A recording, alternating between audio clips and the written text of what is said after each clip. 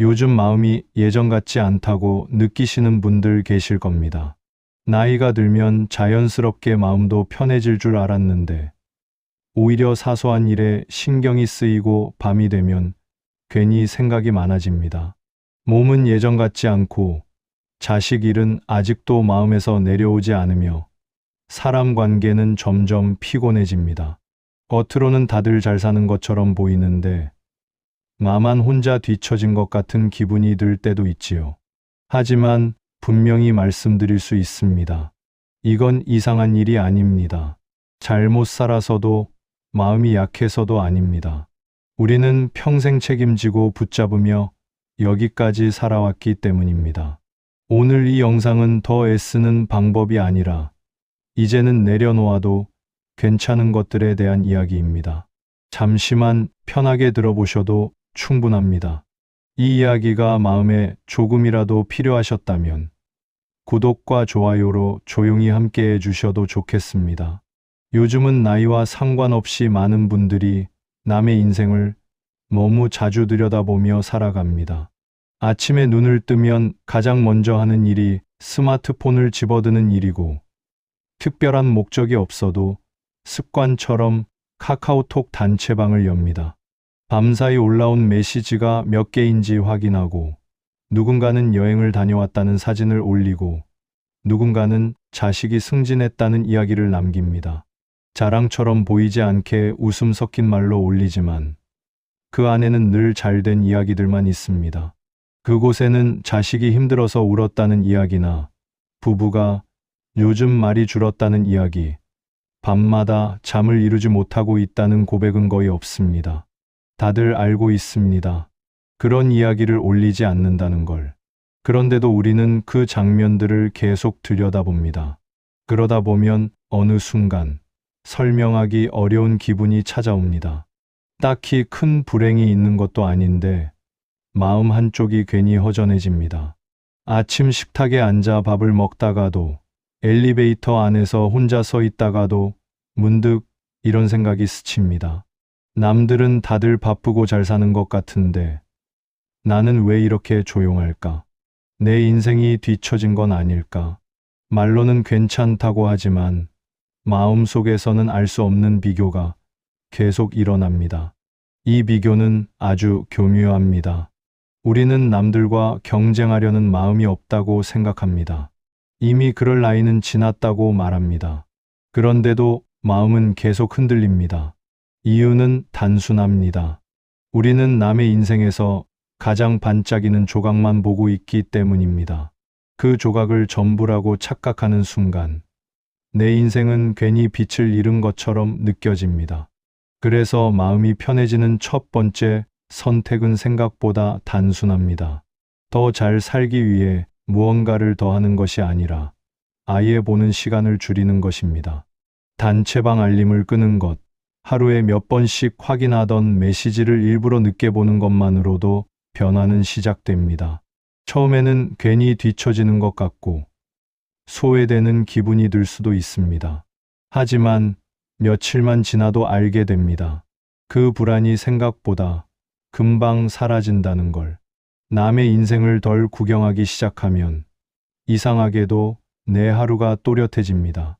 오늘 내가 어떤 하루를 보냈는지, 무엇이 힘들었는지, 무엇이 괜찮았는지가 조금씩 느껴지기 시작합니다. 그때서야 깨닫게 됩니다. 마음을 어지럽히던 것은 내 삶이 아니라 남의 삶을 너무 많이 들여다본 시선이었다는 것을. 그렇게 비교에서 한 발 물러나는 순간 마음은 서서히 조용해지기 시작합니다. 젊었을 때 우리는 자식 인생의 한가운데에 서 있었습니다. 아이가 무엇을 먹는지, 어느 학교에 가는지, 누구와 어울리는지까지 부모의 손이 닿지 않는 곳이 거의 없었습니다. 그 시절에는 그게 당연했습니다. 아이는 미숙했고 부모는 책임져야 했으니까요. 그 과정에서 우리는 자연스럽게 자식 인생의 감독이 되었고 방향을 잡아주는 사람이 되었습니다. 그런데 시간이 흐르고 자식이 어른이 되기 시작하면 상황은 달라집니다. 직장을 다니고 결혼을 하고 자기 삶의 공간을 꾸리기 시작합니다. 머리로는 이제 자식 인생은 자식 것이라는 걸 압니다. 그런데 마음은 쉽게 따라오지 않습니다. 선택이 마음에 들지 않을 때 괜히 답답해지고 말 한마디 보태고 싶어집니다. 이렇게 하면 손해볼 텐데, 저렇게 살면 힘들 텐데 하는 생각이 먼저 듭니다. 그래서 많은 부모들이 스스로도 모르게 다시 감독 자리에 올라서려 합니다. 충고라는 이름으로, 걱정이라는 이름으로, 조언이라는 말로 개입합니다. 하지만 그 순간부터 관계는 조금씩 어긋나기 시작합니다. 자식은 숨이 막히고 부모는 서운해집니다. 말은 오갔지만 마음은 멀어집니다. 노년에 필요한 자리는 조연도 아닙니다. 관객의 자리입니다. 관객은 무대 위로 올라가지 않습니다. 배우의 연기를 방해하지 않고 멀리서 조용히 바라봅니다. 박수를 칠 때만 박수를 치고 필요할 때만 자리에서 일어납니다. 이 자리가 쉬운 자리는 아닙니다. 한 발 물러난다는 건 통제권을 내려놓는 일이기 때문입니다. 처음에는 허전함이 찾아옵니다. 예전에는 하루에도 몇 번씩 전화하던 자식에게 연락을 줄이고 묻고 싶었던 말들을 삼키다 보면 괜히 내가 밀려난 것 같은 기분이 들기도 합니다. 내가 필요 없는 사람이 된 건 아닐까 하는 생각이 스치기도 합니다. 하지만 그 시간을 조금만 견디면 뜻밖의 변화가 시작됩니다. 간섭이 줄어들자 자식의 표정이 달라집니다. 전화기 너머 목소리가 부드러워지고 대화가 짧아져도 불편함이 줄어듭니다. 무엇보다 놀라운 건 어느 날부터 자식 쪽에서 먼저 연락이 오기 시작한다는 점입니다. 별일 없는 안부 전화, 그냥 생각나서 걸었다는 전화가 옵니다. 그때 깨닫게 됩니다. 부모의 자리가 멀어질수록 오히려 관계는 가까워질 수 있다는 것을요. 자식 인생에서 한 발 물러난다는 것은 포기가 아닙니다. 신뢰입니다. 이제는 잘 키워냈다는 믿음, 스스로 선택하고 책임질 수 있다는 인정입니다. 그 믿음을 전해받은 자식은 비로소 편안해지고 그 편안함이 다시 부모에게 돌아옵니다. 얽매지 않으니 가까워지고 내려놓으니 관계가 부드러워집니다. 자식 인생의 관객이 되는 순간 부모의 인생도 다시 중심을 되찾기 시작합니다. 퇴직 이후에 가장 힘든 것은 시간이 많아진 것이 아니라 더 이상 불리지 않는 이름이 생긴다는 사실입니다. 회사에 다닐 때는 어디를 가든 직함이 따라붙었습니다. 부장님, 팀장님, 누구누구 책임자라는 호칭은 단순한 이름이 아니라 나라는 사람의 위치였고, 역할이었고, 존재감이었습니다. 회의실에서 내 말 한마디에 분위기가 바뀌고, 결정이 내려지던 경험은 생각보다 깊게 몸에 남아 있습니다. 그런데 퇴직과 동시에 그 모든 호칭이 사라지고 나면 하루아침에 세상이 달라진 것처럼 느껴집니다. 아침에 일어나도 갈 곳이 없고 전화는 눈에 띄게 줄어듭니다. 명함을 버리지 못한 채 서랍에 넣어두고 가끔 꺼내보며 괜히 한숨이 나오는 분들도 많습니다. 그 명함이 아까워서가 아니라 그 시절의 나를 쉽게 놓지 못해서입니다. 이 공백을 받아들이지 못하면 마음은 점점 날카로워집니다. 동네에서 사소한 말 한마디에도 괜히 기분이 상하고 집에서도 이전처럼 존중받지 못한다고 느껴지면 이유 없이 화가 납니다. 아내의 말투 하나, 자식의 반응 하나에도 자존심이 먼저 반응합니다. 사실은 상대의 문제가 아니라 마음속에서 아직도 예전 자리에 서 있는 나 자신과 현실의 간극이 만들어낸 불편함입니다. 많은 분들이 이 시기에 괜히 밖으로 나돌거나 필요 이상으로 모임에 나가거나 다시 뭔가를 증명하려 했습니다. 아직 쓸모 있는 사람이라는 걸 보여주고 싶기 때문입니다. 하지만 그렇게 애쓸수록 마음은 더 피곤해집니다. 이미 끝난 역할을 계속 연기하려고 하면 삶은 점점 어색해집니다. 그래서 노년에 필요한 선택은 분명합니다. 예전 직함을 붙잡고 버티는 것이 아니라 그 자리에서 조용히 내려오는 것입니다. 내려온다는 것은 실패를 인정하는 게 아닙니다. 오히려 그 역할을 충분히 해냈기에 이제는 내려올 수 있는 것입니다. 더 이상 부장답게 행동할 필요도 없고 결정권자처럼 말할 필요도 없습니다. 이제는 누군가의 평가를 기준으로 살지 않아도 됩니다. 직함을 내려놓는 순간 삶은 의외로 단순해집니다. 동네에서는 그냥 아저씨로 불리고 가끔은 나이 들어서 자리 양보를 받아도 괜찮아집니다. 그 모든 것이 지금의 나라는 사실을 인정하게 되면 괜히 지켜야 할 체면도 사라집니다. 그때 비로소 느끼게 됩니다. 예전 자리에서 내려왔을 뿐인데 마음은 오히려 한층 자유로워졌다는 것을요. 역할에서 벗어나는 순간 비로소 나 자신으로 숨 쉴 수 있는 시간이 시작됩니다. 나이가 들수록 병원과 가까워지는 것은 피할 수 없는 일입니다. 예전에는 아파도 참고 넘기던 일들이 이제는 검사부터 하게 되고 병원 일정이 달력 한쪽을 차지합니다.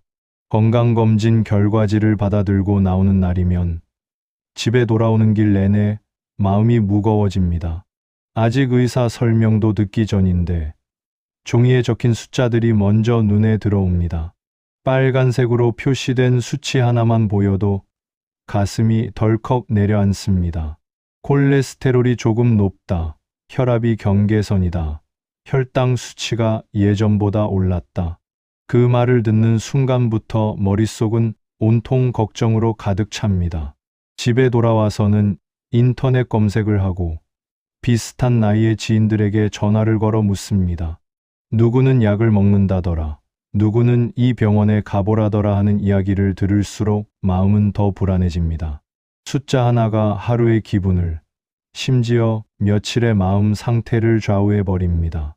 하지만 조금만 차분히 생각해 보면 예순을 넘긴 몸에서 모든 수치가 완벽하게 나오는 경우는 거의 없습니다.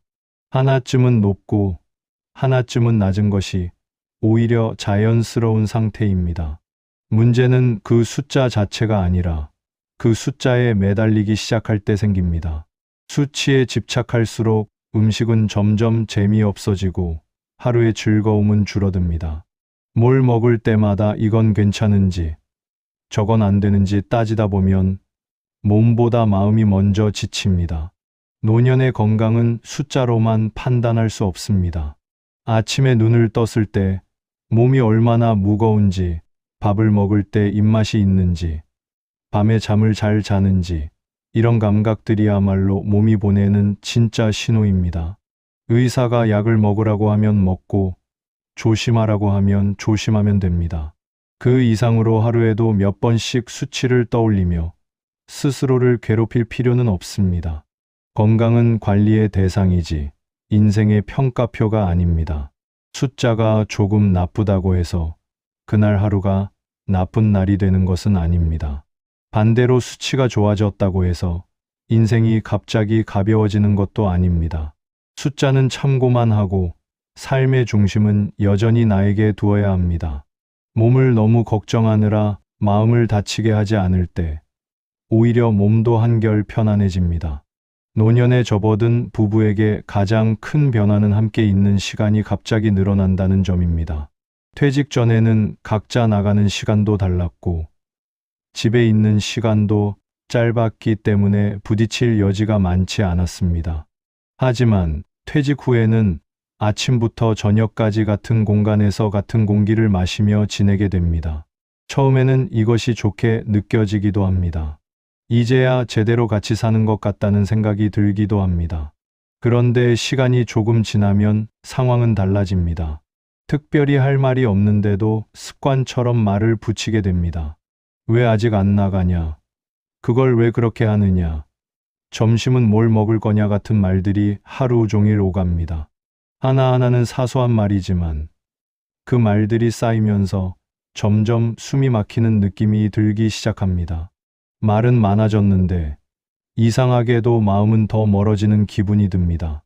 이 시기의 대화는 대화라기보다 확인에 가깝습니다. 서로의 행동을 살피고 고치고 조정하려는 말들이 많아집니다. 그 과정에서 어느 쪽도 악의는 없지만 듣는 쪽에서는 간섭으로 느껴지고 말하는 쪽에서는 서운함이 남습니다. 그렇게 작은 말다툼이 반복되다 보면 어느 순간부터는 말을 꺼내는 것 자체가 피곤해집니다. 그래서 노년의 부부에게 꼭 필요한 것은 더 많은 대화가 아니라 오히려 편안한 침묵입니다. 말이 없다고 해서 사이가 나빠지는 것은 아닙니다.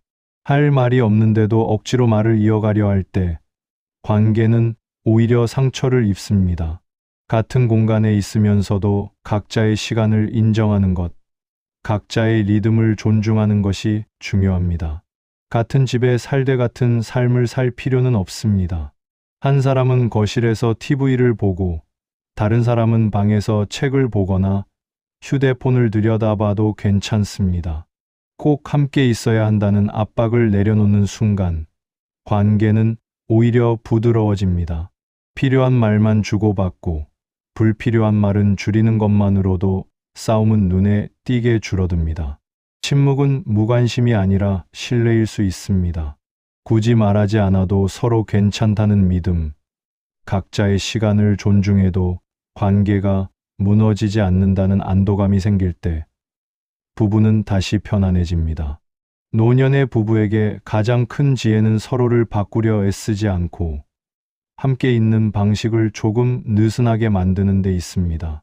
말이 줄어들수록 이상하게도 마음은 더 가까워집니다. 손주는 분명히 사랑스럽습니다. 사진만 봐도 웃음이 나고 잠깐 안아주기만 해도 마음이 따뜻해집니다. 그래서 많은 조부모들이 손주 이야기를 꺼낼 때면 표정부터 달라집니다. 보고 싶고 챙겨주고 싶고 조금이라도 더 도와주고 싶은 마음이 드는 건 아주 자연스러운 감정입니다. 문제는 그 사랑이 어느 순간부터 당연한 책임처럼 느껴질 때입니다. 요즘은 맞벌이를 하는 자식들이 많다 보니 손주를 봐달라는 부탁이 잦아집니다. 처음에는 하루 이틀 잠깐씩 도와주던 것이 점점 횟수가 늘어나고 어느새 정해진 역할처럼 굳어집니다. 거절하기가 쉽지 않습니다. 내가 안 봐주면 자식들이 힘들까봐, 손주가 서운해할까봐, 괜히 못된 부모, 못된 조부모가 되는 것 같아서 마음이 불편해집니다. 그래서 몸이 힘들어도 참고 아파도 내색하지 않고 버티는 분들이 많습니다. 하지만 우리의 몸은 이미 한 세대를 키워낸 몸입니다. 예전처럼 밤새 아이를 안고 있어도 멀쩡한 체력이 아닙니다. 허리가 아프고 무릎이 시큰거리고 하루만 무리해도 며칠이 힘들어집니다. 거기에 요즘 아이 키우는 방식은 또 얼마나 세세한지 잘해주려고 할수록 지적을 받는 상황도 생깁니다. 그렇게 되면 사랑으로 시작한 돌봄이 어느새 부담과 스트레스로 바뀝니다. 그래서 꼭 기억해야 할 것이 있습니다. 손주는 사랑이지 의무가 아닙니다. 도와주는 것은 선택이어야 하고 그 선택에는 분명한 기준이 필요합니다. 언제까지 가능한지, 어느 정도까지 할 수 있는지 스스로 정하지 않으면 사랑은 오래가지 못합니다. 선을 긋는 일은 차갑게 구는 것이 아니라 관계를 지키는 방법입니다. 도와줄 수 있을 때는 기꺼이 돕고 힘들 때는 솔직하게 말하는 것이 오히려 서로에게 건강합니다. 매일 보는 손주보다 가끔 만나 더 반갑게 웃을 수 있는 손주가 더 좋을 수도 있습니다. 나의 삶이 무너지지 않을 때 손주에게 주는 사랑도 오래갑니다. 죄책감을 내려놓고 선을 세우는 순간 비로소 마음 편한 조부모의 시간이 시작됩니다. 젊을 때는 사람을 많이 알고 지내는 것이 든든하게 느껴졌습니다. 연락할 사람이 많다는 사실이 외롭지 않다는 증거처럼 여겨졌고 약속이 많을수록 내가 아직 사회 안에 있다는 느낌도 들었습니다. 하지만 나이가 들수록 관계는 양보다 무게로 다가옵니다. 약속 날짜가 다가올수록 괜히 몸이 먼저 피곤해지고 나가기 전부터 한숨이 나오는 만남들이 생깁니다. 특별히 사이가 나쁜 것도 아닙니다. 오래 알고 지낸 동창이고 이웃이고 예전부터 만나 오던 사람들입니다. 그래서 더 정리하기가 어렵습니다. 이제 와서 안 나가기도 애매하고 괜히 서운해할까봐 억지로 나가게 됩니다. 그런데 막상 만나고 돌아오는 길에는 기운이 빠져 있습니다. 비슷한 이야기, 반복되는 자랑과 걱정, 누가 아프다더라, 누가 힘들다더라 하는 말들 속에서 마음은 점점 무거워집니다. 이런 만남을 계속 이어가는 이유는 대부분 습관입니다. 예전부터 만나왔으니까 끊기면 이상할 것 같아서 관계를 정리하는 것이 마치 배신처럼 느껴져서 계속 나가는 경우가 많습니다. 하지만 솔직해질 필요가 있습니다. 이제는 모든 관계를 다 끌어안고 살기에는 에너지가 예전 같지 않습니다. 나이가 들수록 관계에도 체력이 필요합니다. 노년의 관계는 숫자가 아니라 질로 판단해야 합니다. 만나고 나면 마음이 가벼워지는 사람, 말이 많지 않아도 편안한 사람, 헤어질 때 이상하게 기분이 따뜻해지는 사람이 진짜 필요한 관계입니다. 그런 사람이 두세 명만 곁에 있어도 삶은 충분히 단단합니다. 반대로 만나고 나면 괜히 나 자신이 작아지는 관계, 돌아와서 오래도록 피곤함이 남는 관계는 조금씩 내려놓아도 괜찮습니다. 친구가 줄어드는 것이 곧 외로움은 아닙니다. 오히려 불필요한 관계를 덜어낼수록 혼자 있는 시간이 편안해지고 내 하루의 리듬이 살아납니다. 약속이 줄어드니 시간에 쫓기지 않고 마음도 한결 느슨해집니다. 관계를 줄이는 것은 인색해지는 것이 아니라 나에게 맞는 삶의 속도를 되찾는 일입니다. 가벼워진 관계 속에서 마음도 자연스럽게 가벼워지기 시작합니다. 나이가 들면 몸이 먼저 변합니다. 거울을 보지 않아도 느껴집니다. 머리를 감다 보면 손에 걸리는 흰머리가 늘었고 계단을 오를 때 숨이 조금 더 차오릅니다. 예전 같으면 가볍게 넘기던 하루 일정도 이제는 몸 상태를 한 번 더 생각하게 됩니다. 이런 변화는 누구에게나 찾아오는 자연스러운 과정이지만 많은 사람들은 그 사실을 쉽게 받아들이지 못합니다. 아직 젊어 보이고 싶고 늙었다는 말은 듣기 싫습니다. 그래서 괜히 무리해서 젊은 사람들처럼 행동하려 하고 힘든데도 괜찮은 척합니다. 나이 이야기가 나오면 웃으면서 넘기지만 마음 한쪽은 불편해집니다. 그렇게 애쓰는 시간이 길어질수록 삶은 점점 피곤해집니다. 남들에게 보이기 위한 모습과 실제의 나 사이의 간격이 커지기 때문입니다. 늙는다는 것을 인정하지 못하면 작은 불편함에도 마음이 흔들립니다. 예전 같지 않다는 사실이 자존심을 건드리고 그 자존심을 지키기 위해 더 애쓰게 됩니다. 하지만 아무리 애써도 시간의 흐름은 바뀌지 않습니다. 그래서 노년에 필요한 것은 저항이 아니라 수용입니다. 늙는다는 것은 실패가 아니라 여기까지 살아왔다는 증거라는 사실을 받아들이는 일입니다. 흰머리가 늘어난 것도 걸음이 느려진 것도 부끄러운 일이 아닙니다. 그만큼 많은 시간을 버텨왔고 많은 날들을 지나왔다는 흔적입니다. 이제는 편한 옷을 입고 천천히 걸어도 괜찮습니다. 못하는 것은 못한다고 말해도 되고 쉬고 싶으면 쉬어도 됩니다.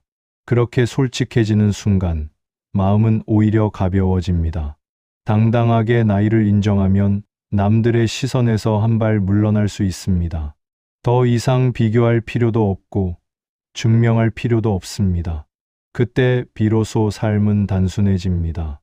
해야 할 것보다 하지 않아도 되는 것들이 분명해지고 애쓰지 않아도 되는 이유들이 늘어납니다. 늙음을 숨기지 않을 때 우리는 잃는 것이 아니라 오히려 자유를 얻습니다. 그 자유 속에서 삶은 훨씬 편안한 리듬을 되찾습니다. 유산 이야기는 많은 분들이 끝까지 미루고 싶어 하는 주제입니다. 말만 꺼내도 괜히 분위기가 무거워질 것 같고 살아있는데 벌써 그런 이야기를 하는 게 불길하다고 느껴지기도 합니다. 자식들 역시 먼저 묻기 어려워합니다. 그래서 대부분의 가정에서는 이 이야기를 피한 채 시간이 흘러갑니다. 하지만 피한다고 해서 문제가 사라지지는 않습니다. 아무 말도 하지 않은 채 시간이 지나면 마음 한쪽에는 늘 불안이 남습니다. 혹시 내가 갑자기 무슨 일이 생기면 자식들이 서로 다투지는 않을까? 내 뜻과는 전혀 다른 방향으로 일이 흘러가지는 않을까 하는 걱정입니다. 이런 걱정은 평소에는 잘 드러나지 않지만 밤이 되면 조용히 고개를 듭니다. 괜히 생각이 많아지고 마음이 무거워집니다. 우리는 주변에서 그런 이야기를 너무 많이 들어왔습니다. 부모가 돌아가신 뒤 평생 잘 지내던 형제 자매가 재산 문제로 등을 지는 경우를 말입니다. 그때마다 안타까워하면서도 막상 내 이야기가 되면 차일피일 미루게 됩니다. 하지만 유산 이야기를 미리 꺼내는 것은 죽음을 재촉하는 일이 아니라 남겨질 사람들을 배려하는 선택입니다. 내가 가진 것이 무엇인지, 어떤 생각으로 정리하고 싶은지 솔직하게 말해두면 자식들은 불필요한 추측을 하지 않아도 됩니다. 혹시 서운함이 생기더라도 살아있을 때 대화로 풀 수 있습니다. 오해는 말하지 않았을 때 더 크게 자라지만 말로 꺼내놓으면 생각보다 차분하게 정리됩니다. 무엇보다 중요한 변화는 내 마음에서 일어납니다. 미리 정리해 두었다는 사실만으로도 마음이 한결 가벼워집니다. 혹시 모를 미래를 걱정하느라 지금을 불안하게 살 필요가 없어집니다. 유산 이야기는 재산을 나누는 문제가 아니라 마음의 짐을 내려놓는 과정입니다. 정리된 마음은 현재를 더 담담하게 살아갈 힘을 줍니다. 남겨질 일을 정리할수록 지금의 삶은 오히려 더 편안해집니다. 많은 사람들이 은퇴를 앞두고 노후에 대한 계획을 세웁니다. 이제 시간이 생기면 이것도 하고 저것도 하겠다고 마음속으로 목록을 만들어 둡니다. 여행도 다니고 그동안 미뤄두었던 취미도 시작하고 하루를 알차게 보내는 모습을 그려봅니다. 그 계획들은 대부분 성실하고 모범적입니다. 하지만 막상 시간이 흐르면 그려두었던 노후는 생각처럼 펼쳐지지 않습니다. 몸이 예전 같지 않아 멀리 떠나는 일이 부담스러워지기도 하고 막상 시작한 취미가 생각보다 재미없게 느껴지기도 합니다. 계획해둔 일정이 귀찮아지는 날도 많아집니다. 그러다 보면 마음속에서 이런 생각이 올라옵니다. 내가 상상했던 노후와 너무 다르다는 실망감입니다. 계획대로 살지 못하고 있다는 자책이 따라붙기도 합니다. 하지만 조금만 돌아보면 젊었을 때도 인생은 계획대로 흘러간 적이 거의 없습니다. 생각하지 못한 방향으로 흘러가기도 했고 원하지 않았던 선택을 해야 할 때도 많았습니다. 그럼에도 우리는 그 시간을 지나 여기까지 왔습니다. 노후라고 해서 갑자기 인생이 계획에 맞춰 움직일 이유는 없습니다. 그래서 노년에 필요한 태도는 완벽한 계획을 지키는 것이 아니라 계획을 내려놓을 수 있는 여유입니다. 오늘 몸이 괜찮으면 나가고 아니면 쉬어도 괜찮다는 마음입니다. 꼭 해야 할 일정 대신 하고 싶을 때 하는 선택으로 하루를 채우는 것입니다. 내일 마음이 바뀌면 계획도 바뀌어도 됩니다. 완벽한 노후 계획을 포기한다고 해서 삶이 흐트러지는 것은 아닙니다. 오히려 기대가 줄어들수록 실망도 줄어듭니다. 큰 그림을 붙잡고 애쓰지 않을 때 작은 즐거움이 눈에 들어옵니다. 오늘 날씨가 좋은 것, 따뜻한 차 한 잔, 편안한 하루 같은 소소한 것들이 삶을 채웁니다. 노후의 여유는 많은 것을 해내는 데서 오지 않습니다. 하지 않아도 되는 것들을 스스로 허락할 때 생깁니다. 계획에 얽매이지 않고 내 컨디션과 마음에 맞춰 하루를 살아가는 것. 그것이 진짜 편안한 노후의 모습입니다. 완벽하지 않아도 괜찮다고 스스로에게 말해줄 수 있을 때 비로소 마음은 한결 가벼워집니다. 여러분, 오늘 이 시간 동안 우리는 많은 이야기를 했습니다. 남의 인생을 덜 들여다보는 것부터 자식 인생에서 한 발 물러나는 일, 예전의 자리와 직함을 내려놓는 일, 숫자에 흔들리지 않고 몸의 감각을 믿는 것, 말이 줄어들수록 편안해지는 부부 관계, 손주와의 거리, 친구 관계의 정리, 나이 듦을 숨기지 않는 태도, 미뤄두었던 정리의 이야기, 그리고 완벽한 노후 계획을 내려놓는 이야기까지. 이 모든 이야기에는 하나의 공통점이 있습니다. 더 잘하려는 방법이 아니라 덜 붙잡는 방법이라는 점입니다. 우리는 평생 무언가를 쥐고 살아왔습니다. 책임을 쥐고, 역할을 쥐고, 기대를 쥐고, 관계를 쥐고 살아왔습니다. 그렇게 살아야 한다고 배웠고, 그렇게 살아야 괜찮은 사람이라고 믿어왔습니다. 하지만 나이가 들수록 알게 됩니다. 손에 쥔 것이 많을수록 마음은 무거워지고, 지켜야 할 것이 많을수록 불안도 함께 커진다는 사실을 말입니다. 늙는다는 것은 빼앗기는 과정이 아닙니다. 이제는 필요 없어진 것들을 하나씩 내려놓아도 괜찮아지는 과정입니다. 애써 증명하지 않아도 되고, 모두에게 이해받지 않아도 되고, 항상 괜찮은 척하지 않아도 되는 시기입니다. 이쯤 살아왔으면 스스로에게 조금은 느슨해져도 됩니다. 오늘 이야기를 들으면서 혹시 이런 생각이 드셨을지도 모릅니다. 나는 아직 내려놓을 준비가 안 된 것 같다고요. 괜찮습니다. 내려놓는데도 시간이 필요합니다. 오늘 당장 모든 것을 바꾸지 않아도 됩니다. 다만 마음속에서 하나만 기억해 두시면 좋겠습니다. 이제는 움켜쥐지 않아도 괜찮다는 사실 말입니다. 삶은 끝까지 경쟁이 아닙니다. 속도를 늦추고 비교해서 한 발 물러나고 내 리듬에 맞춰 걸어가도 되는 길입니다. 지금 이 나이에 느끼는 불안과 허전함은 잘못된 것이 아니라 삶이 다음 단계로 넘어가고 있다는 신호일지도 모릅니다. 그 신호를 문제로 여기지 말고 변화로 받아들여 보시길 바랍니다. 오늘 이 영상이 여러분의 인생을 바꾸지는 못하더라도 마음을 조금 가볍게 하는 계기는 되었으면 합니다. 밤에 잠자리에 들기 전 혹은 혼자 조용히 차 한 잔을 마시는 시간에 오늘 들은 이야기 중 한 문장만 떠올라도 충분합니다. 그 한 문장이 마음을 붙잡고 있던 힘을 살짝 풀어줄 수 있다면 이 시간은 의미가 있습니다. 여러분의 삶은 이미 충분히 많은 날들을 지나왔습니다. 이제 남은 시간만큼은 덜 애쓰고 덜 흔들리고 조금 더 편안해지셔도 됩니다. 인생은 끝까지 잘 살아내야 하는 과제가 아니라 마지막까지 자기 속도로 걸어가면 되는 여정입니다.